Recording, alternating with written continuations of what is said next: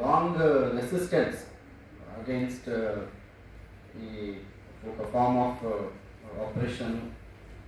అయితే దీనికి మనము ఇప్పుడు నాకు ఇచ్చిన థీమ్లో ఏదైతే రోహిత్ వేముల ఆత్మహత్యకు ముందు తర్వాత పరిస్థితులను ఒకవేళ అవగాహన చేసుకోవాలంటే రత్నం సార్ ఆపేసిన ఏదైతే సన్నివేశం ఉందో అక్కడి నుంచి యాక్చువల్గా నేను బిగిన్ చేస్తాను. 2002లో ఎప్పుడైతే రత్నం సార్ని ఇట్లా డిస్క్రిమినేషన్కి గురి చేశారు, అప్పుడు ఒక పెద్ద ప్రొటెస్ట్ జరిగింది. అప్పుడు అంబేద్కర్ విద్యార్థి సంఘము ఈ డిస్క్రిమినేషన్కి వ్యతిరేకంగా, అప్పుడు కూడా అప్పారావే దానికి ఇన్ఛార్జ్, ఆ జరిగిన ప్రొటెస్ట్లో ఆ పిల్లలందరినీ కూడా కేసులలో ఎక్కించడం జరిగింది. అంటే పిల్లలు వచ్చి అప్పారావుని కొట్టారని కేసులు పెట్టడము, ఆ కేసులలో భాగంగానే వాళ్ళు యాక్చువల్గా సస్పెండ్ కూడా అయ్యారు. కానీ మనం గమనించాల్సిన డిఫరెన్స్ ఏంటంటే అప్పుడు పిల్లలు సస్పెండ్ అయినప్పటికీ, అంటే సస్పెండ్ వాస్ క్యారీడ్ త్రూ, అప్పుడు పిల్లలు సస్పెండ్ అయినప్పటికీ అప్పుడు ఆత్మహత్యలు జరగలేదు. కానీ 2015 అంటే 13-14 సంవత్సరాల తర్వాత మళ్ళీ సిమిలర్ ఎపిసోడ్ రిపీట్ అయినప్పుడు సూసైడ్ జరిగింది.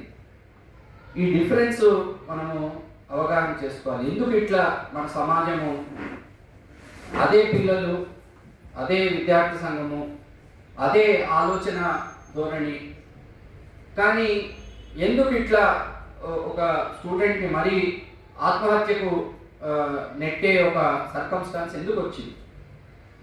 దీనికి నాకు తెలిసి చారిత్రకంగా మనం ఒకవేళ దీన్ని విశ్లేషణ చేసుకున్నట్టయితే రైట్ ఫ్రమ్ mid-80s మనం ఒక సెక్యూరిటీ స్టేట్ సైకాలజీ అనేది, అది కాంగ్రెస్ ప్రభుత్వము అప్పుడు ఖలిస్తానీ మూవ్మెంట్ పేరు మీద ఏదైతే first national integrity and unity and integrity, law and order, ఈ లాంగ్వేజ్ అనేది అప్పటి నుంచి మొదలు పెట్టారు.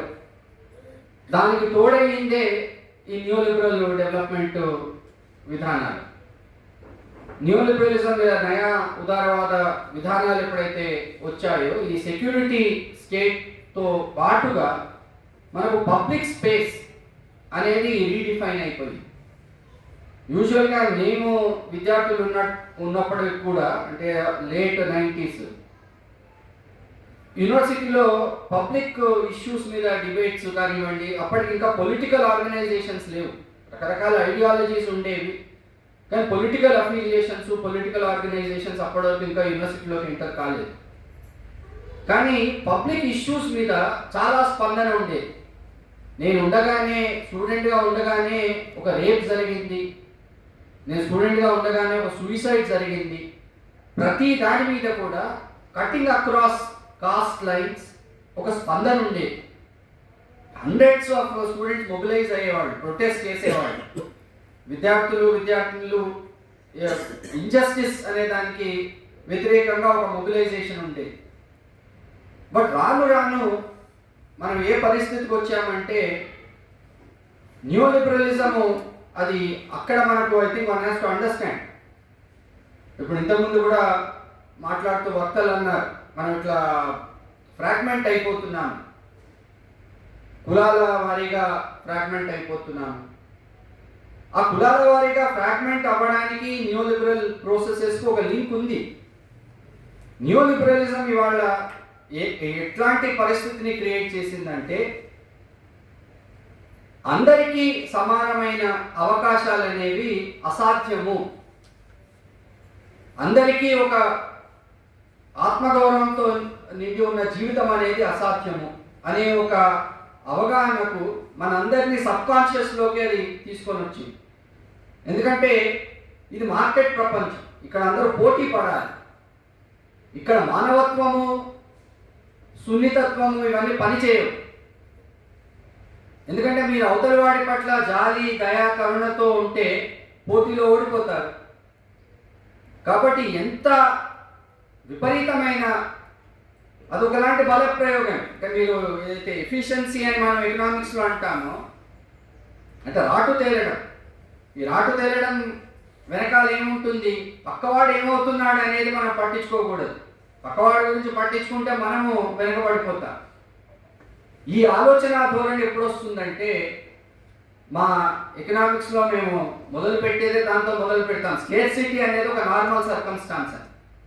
అందరికీ తమ అన్ని అవసరాలు అనేవి ఫుల్ఫిల్ చేయడం సాధ్యపడదు. ఎందుకంటే వనరులు అనేవి ఎప్పుడు కూడా అతి తక్కువగా ఉంటాయి, మన కోరికలు అనేవి చాలా ఎక్కువగా ఉంటాయి. ఇది బేసిక్ ఫిలాసఫీ. మరి వనరులు అనేవి ఇంత స్కేర్స్గా ఉన్న సిచ్యువేషన్లో ఒకళ్ళకి అగేన్స్ట్ ఒకళ్ళు కాంపీట్ చేయాలంటే న్యాచురల్లీ అది ఏ దిశగా పోతుంది? మనము సామాజికంగా గ్రూప్స్గా ఏర్పడడం కూడా అదే మెటీరియల్ కండిషన్స్లో ఏర్పడుతున్నాం. అంటే నువ్వు చిన్న ఐడెంటిటీని ఆర్టికులేట్ చేసినా ఆ ఐడెంటిటీ పరంగానే నువ్వు ఆర్టికులేట్ చేయగలుగుతావు. ఎందుకంటే నాకు రాకపోతే వాడికి పోతుంది, వాడికి వస్తే నాకు రాదు.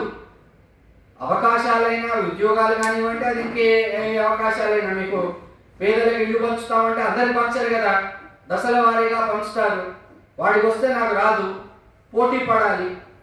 పోటీ పడాలంటే ఏం చేయాలి? నా గుంపుని నేను తయారు చేసుకోవాలి. నేను ఎంత ప్రెషర్ పెడతానో వాడు ఎంత ప్రెషర్ పెడతాడు. ఈ ప్రెషర్లో ఎవరిని ఎక్కితే వాడికి వస్తుంది, ఇంకోటికి రాదు. అందరికీ రావాలి అనే ఆ పబ్లిక్ స్పేస్, యూనివర్సల్ రైట్స్ అనే ఒక కాన్షియస్నెస్ అది పోయి పోటీ ప్రపంచము అందరికీ రాదు అనేది, అందరికీ సాధ్యపడదు అనేది, ఇది మనం ఒక నార్మలైజ్ చేసుకున్నాం. మన అవగాహనలో ఇది భాగమైపోయి దీనివల్ల ఏమవుతుందంటే దీన్ని ప్రిడేటరీ పాలిటిక్స్ అంట. అంటే ఈ పోటీ ప్రపంచంలో మనకు ఆటవిక న్యాయం, బలవంతుడు నెగ్గుతాడు, బలహీనుడు ఓడిపోతాడు. కాబట్టి బలహీనులు ఓడిపోయే ఒక దిశగా ఇవాళ మనము న్యూలిబరలిజం మనల్ని ఏ దశకు తీసుకుపోతుందంటే, ఇవాళ పాలెస్టీనాలో 60,000 మందిని ఊచకోతకు వస్తే ప్రపంచము లేచి అయ్యో ఇది తప్పు కదా, ఇట్లా చేయడానికి వీలు లేదు కదా అని అనే ఒక పరిస్థితి కూడా లేదు. ఎందుకు అట్లా అంటే, నా ఇంట్రెస్ట్ ఎక్కడ దెబ్బతింటాయో, నా మీద ఏం శాంక్షన్స్ పడతాయో, అంటే మనిషి ఏ లెవెల్ ఆఫ్ స్వార్థానికి పుష్ చేయబడ్డాడు. ఈ సర్కమ్స్టాన్స్ అట్లాంటిది, ఇది దాని ఐడియాలజీ. ఈ ఐడియాలజీలో భాగంగా మనము ఇవాళ న్యాయము, సమానత్వము, స్వేచ్ఛ వీటి గురించి మాట్లాడుతున్నాం. అంటే అవన్నీ విలువలు కూడా ఈ పోటీ ద్వారానే అచీవ్ చేయాలి అనే ఒక పరిస్థితి ఇవాళ నెలకొని ఉంది. ఆ కాంటెక్స్ట్లో ఇవాళ ఒక పబ్లిక్ స్పేస్ గురించి మాట్లాడారు. రోహిత్ వేముల కాన్షియస్నెస్ అది. రోహిత్ వేముల రేస్ చేసిన ఇష్యూస్ అన్ని కూడా తన ఇష్యూస్ కాదు, తన కులం ఇష్యూస్ కాదు. ఆయన రేస్ చేసిన ఇష్యూస్ అన్నీ కూడా కటింగ్ అక్రాస్ ఐడెంటిటీస్. ఆయన అన్ని అనగారిన కులాల గురించి, మతాల గురించి, లింగ భేదాల గురించి, ప్రతి structure which is facing operation, అనగారిన ప్రతి ఐడెంటిటీ గురించి ఆయన క్వశ్చన్స్ రేస్ చేశాడు. దానివల్ల ఆయన పెద్ద శత్రువు అయిపోయాడు వాళ్ళు. ఎందుకంటే మీరు తమ గురించి తాము మాట్లాడుకున్నంత వరకు వాళ్ళకు పర్వాలేదు. ఇట్లా సైలోస్గా డివైడ్ అయిపోయి మనం ఫ్రాగ్మెంట్ అయి ఉంటే వాళ్ళకి ఇబ్బంది లేదు, వాళ్ళకు అంత డేంజర్ ఉండదు. మీరు మీ ఓన్ స్వార్థాన్ని అధిగమించి ఇతర అణగారిన ప్రజల గురించి మాట్లాడినప్పుడు మాత్రం వాళ్ళకి భయం వేస్తుంది. ఎందుకంటే మీరు పెద్ద సమాజాన్ని, ఒక ఆల్టర్నేటివ్ సమాజాన్ని నిర్మిస్తారు. అప్పుడు వాళ్ళ కంట్రోల్ తప్పిపోతుంది. అప్పుడు వాళ్ళకి ఎప్పటివరకు మన మీద కంట్రోల్ ఉంటుందంటే, మనం ఈ రకంగా విభజనకు గురై ముక్కలు ముక్కలుగా ఉన్నప్పుడే వాళ్ళ రాజకీయాలు నడుస్తాయి. ఎందుకంటే ఈ ఐడియా ఆఫ్ పబ్లిక్ స్పేస్ అనేది ఐడియా ఆఫ్ మొరాలిటీ. ఈ మానవత్వం ఇదంతా కూడా ఒక రకంగా ఎథికల్ మారల్ ఇమాజినేషన్. ఆ ఎథికల్ మారల్ ఇమాజినేషన్ న్యూలిబరలిజంకి ఉండదు. ఎందుకంటే ఈ పోటీ పడడంలో నేను ఇంతకుముందు చెప్పినట్టు మానవత్వం అనేది కూడా వీక్నెస్ అయిపోతుంది. కాబట్టి ఆ స్పేస్ని ఇవాళ రిలీజియన్ ఆక్యుపై చేసి మతాన్ని తీసుకొని వచ్చాడు వాడు. ధర్మం అనే పేరు మీద మనకు నీతులు బోధిస్తూ ఉన్నారు. అట్లాగే ఈ సెక్యూరిటీ స్టేట్ ఏదైతే హిస్టారికల్గా కాంగ్రెస్ వాళ్ళే తీసుకొని వచ్చారో, ఆ సెక్యూరిటీ స్టేట్ని ఇవాళ మతము, రాజ్యము వీటితో ముడిపెట్టి విపరీతమైన బలప్రయోగం ఏదైతే ప్రజాస్వామిక వాదుల మీద, ప్రజాస్వామిక ఆకాంక్షల మీద చేస్తున్నారో దానికి ఒక లెజిటిమస్ అంటే ప్రజలలో నిజమేనేమో, వీళ్ళను ఒకవేళ అణచకపోతే దేశం మరి మళ్ళీ విచ్ఛిన్నం అయిపోతుందేమో, అశాంతి పెరిగిపోతుందేమో, ఈ అనుమానాలు ఏవైతే వాళ్ళు కంటిన్యూస్గా ప్రొడ్యూస్ చేస్తుంటారు. అది రైతులను ఖలిస్తానీలు అన్నారు, మా ఇక్కడ ఉమెన్ రెజ్లర్స్ ప్రొటెస్ట్ చేస్తే వాళ్ళని ఒక పేరు మీద అణిచేశారు, దళితులు ప్రొటెస్ట్ చేస్తే వాళ్ళ మీద బలప్రయోగం చేస్తారు. హత్రస్ లాంటి ప్లేస్లో అంత బ్రేజన్గా బ్రూటాలిటీ, అంత బ్రేజన్గా వైలెన్స్ జరిగితే మరి దానికి ప్రొటెస్ట్, దానికి న్యాయం ఎక్కడుంది? రైతులు కనీసం ఇంకా కొంత రిచ్ ఫార్మర్స్ ఉన్నారు కాబట్టి వాళ్ళు దే సక్సీడెడ్, ఫార్మ్ లాస్ని వెనక్కి తీసుకోవాల్సి వచ్చింది. బట్ మీరు ఏ అణగారిన వర్గం, ఇవాళ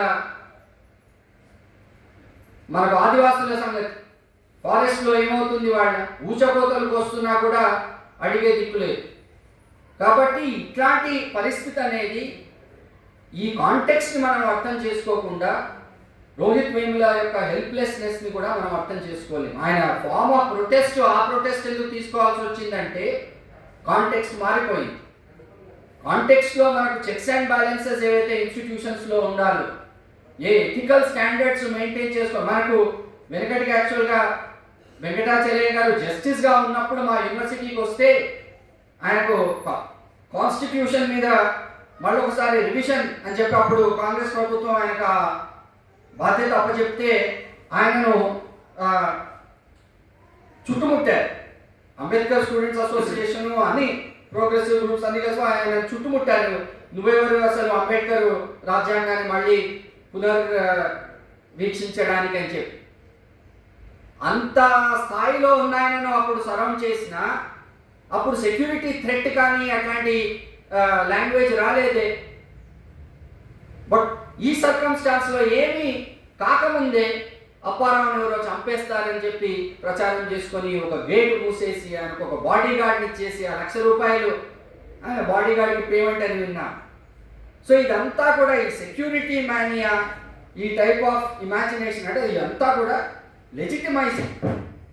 మేము యాక్చువల్గా అంటే ఇది చాలా వెనకటి విషయము.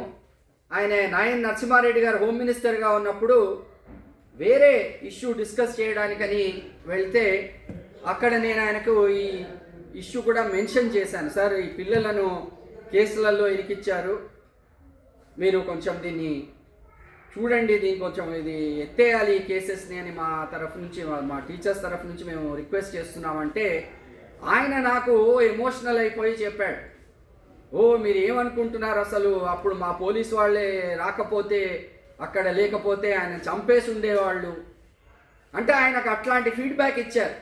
అట్లా ఆయన నమ్మించారు. లేదు సార్, వీళ్ళు పిల్లలు అట్లా మా పిల్లలే కదా, మేము కలుస్తూనే ఉంటాం కదా, అట్లా ఉండదు, అది పరిస్థితి అట్లా లేదు అంటే, సరే ఇప్పుడు చాలా హీటెడ్గా ఉంది కదా, ఇది పోనివ్వండి ఈ టైము, తర్వాత మనం చేద్దాం కానీ మెల్లిగా చేద్దాం అన్నట్టుగా ఆయన చివరికి అన్నారు. అంటే మీ మైండ్ని మీరు ఏ లెవెల్లో ప్రెజుడీస్ చేసుకుంటారంటే, అవతలి వాడి రీజన్ అంటే ఇక అమ్మో ఇంత డేంజరస్ పీపుల్ అయితే మరి న్యాచురల్లీ వీళ్ళ మీద ఈ టైప్ ఆఫ్ రిప్రెషన్ జస్టిఫైడే కదా అనే ఒక భ్రమలోకి చూసే వ్యక్తిని, వినే వ్యక్తిని నెట్టే ఒక నరేటివ్స్ వాళ్ళు మ్యానుఫ్యాక్చర్ చేయడం అనేది ఇవాళ దేశవ్యాప్తంగా ఇది జరుగుతున్నది. మనం అర్థం చేసుకోవాల్సింది ఏంటంటే, నయా ఉదారవాద విధానాలలో భాగంగా పబ్లిక్ స్పేస్ని డ్యామేజ్ చేయడం మూలాన, వ్యక్తులుగా అయిపోవడం మూలాన ఇవాళ 93% ఏదైతే ఇన్ఫార్మల్ సెక్టర్ వర్కర్స్ ఉన్నారో వాళ్లకు రోజువారీగా మనం అన్ని చట్టాలను వయలేట్ చేస్తూ, వాళ్ళ అన్ని హక్కులను వయలేట్ చేస్తూ, వాళ్ళకి ఏ ఇన్స్టిట్యూషనల్ రెస్పాన్స్ లేదు, వాళ్ళకు వాయిస్ ఉండదు, వాళ్లకు ఎవరు రక్షణ లేదు. అట్లాంటి ఒక సమాజాన్ని ఇవాళ మనం నిర్మించుకొని ఉన్నాం. ఆ సామాజిక పునాదుల మీద ఏవైతే ఇవాళ మన వ్యవస్థలు ఉన్నాయో, న్యాచురల్లీ ఈ వ్యవస్థలకు కూడా అదే మేరకు వాయిస్ లేకుండా అయిపోయింది. ఇవాళ అపోజిషన్ పార్టీకి, నేను స్టడీ చేసిన ఇన్ఫార్మల్ వర్కర్స్కి పెద్ద తేడా లేదు. ఎందుకంటే అపోజిషన్ పార్టీ కూడా ఇవాళ ఏ పారిశ్రామికవేత్తలు డొనేషన్స్ ఇవ్వడం లేదు. బీజేపీకి ఆపోజిషన్ పార్టీకి మీరు గ్యాప్ చూస్తే వాళ్ళకి వచ్చే ఆ ఎలక్టోరల్ బాండ్స్ కాంట్రిబ్యూషన్స్లో మీకు అది అర్థమైపోతుంది. ఇవాళ ఆపోజిషన్ పార్టీకి మీడియాలో వాయిస్ లేదు, ఇవాళ ఆపోజిషన్ పార్టీకి జ్యుడిషియరీలో వాయిస్ లేదు, ఎలక్షన్ కమిషన్లో వాయిస్ లేదు. ఇట్లా పరిస్థితి ఎందుకు అయిపోయిందంటే వాళ్ళు క్రియేట్ చేసిన డెవలప్మెంట్ మోడల్లోనే అది ఉంది. అట్లా వాయిస్లెస్నెస్ అనేది ఒకసారి మనము అనగానే అది యాక్చువల్గా క్యాపిటలిస్ట్ ఫిలాసఫీలో అది భాగంగా ఉంది. మీరు ఆడమ్ స్మిత్ చదివితే ఆయన ఎందుకు వ్యక్తి స్వేచ్ఛ అనేది ఒక సామాజిక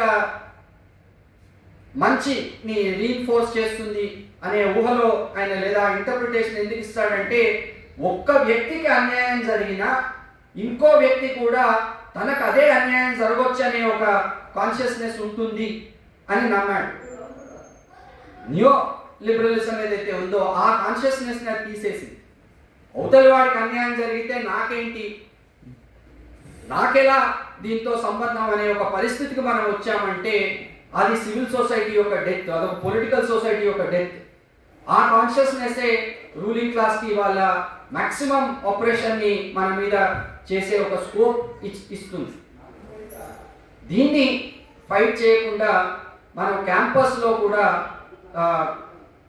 దాని అటానమీ కోసం కానివ్వండి, ఆ డెమోక్రటిక్ కాన్షియస్నెస్ ఆ స్పేస్ కోసం కానివ్వండి, లేదా విద్య అనేది అందరికీ సమానమైన హక్కు, అందరికీ ఒక డిగ్నిఫైడ్ కండిషన్ ఉండాలి అనే ఒక ఆర్టిక్యులేషన్ ఒక్క యూనివర్సిటీ స్పేసెస్కి మనము ఆర్టిక్యులేట్ చేయలేము. ఎందుకంటే అవన్నీ ఇంకా ఒక రకంగా ప్రివిలేజ్డ్ స్పేసెస్, అవన్నీ కూడా elite spaces. So commonest of the common, మనము మోస్ట్ అప్రెస్డ్ పీపుల్ యొక్క డిగ్నిటీని రీఇన్ఫోర్స్ చేసే స్ట్రగుల్స్ బిల్డ్ చేయకుండా, ఆ పబ్లిక్ స్పేస్ని రికవర్ చేయకుండా, ఆ పబ్లిక్ మొరాలిటీని రికవర్ చేయకుండా యూనివర్సిటీలో మనము న్యాయం సంపాదించుకోగలం అనేది అదొక భ్రమగానే ఉంటుంది. కాబట్టి ఆ డెస్పరేషన్ని, ఆ హెల్ప్లెస్ కండిషన్ని మనం ఫైట్ చేయాలంటే ఇది ఇంకా మచ్ లార్జర్ అజెండాగా కేఎన్పిఎస్ వాళ్ళు కూడా తీసుకుంటారని నేను భావిస్తూ ఇక్కడ ముగిస్తున్నాను. Thank you.